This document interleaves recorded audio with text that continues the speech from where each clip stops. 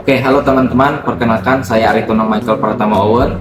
Posisi saya dalam proyek ini sebagai project manager.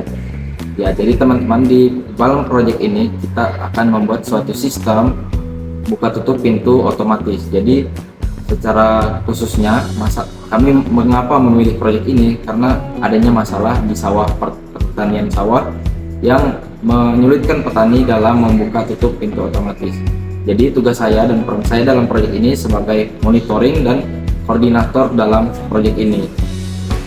Selain sebagai project manager, tugas saya juga sebagai sistem operator yang dimana peran saya adalah menjaga dashboard aplikasi secara real time dan memberitahukan kepada petani secara langsung bagaimana kondisi suhu, kelembapan, dan juga irigasi pada sawah mereka.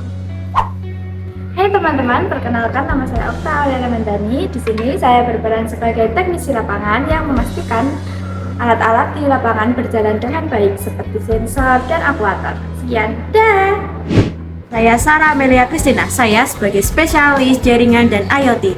Data mentah dari sawah dikirimkan secara nirkabel menggunakan jaringan LoRaWAN atau GPRS menuju server cloud.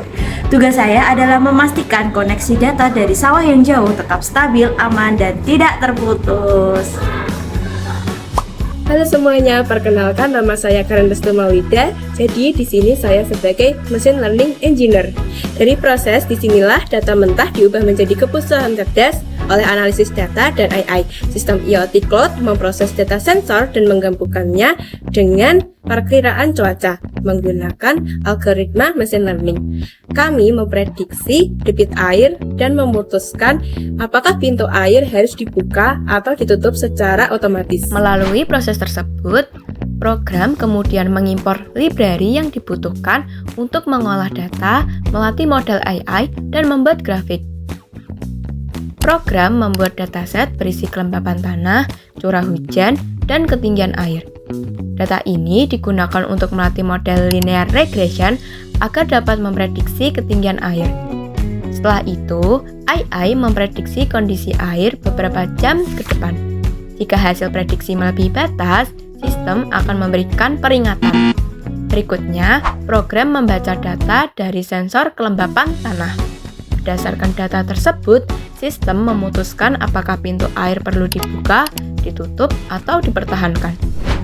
Semua hasil monitoring ditampilkan dalam bentuk tabel dan grafik agar kondisi sawah lebih mudah dipantau. Oke teman-teman, berikut adalah contoh operating system yang kami miliki untuk mengontrol pintu air otomatis. Jadi di sini secara real time kita bisa memonitoring beberapa faktor gitu seperti ketinggian air, kelembapan tanah, terus status pintunya saat ini sedang tertutup dan debit saluran airnya.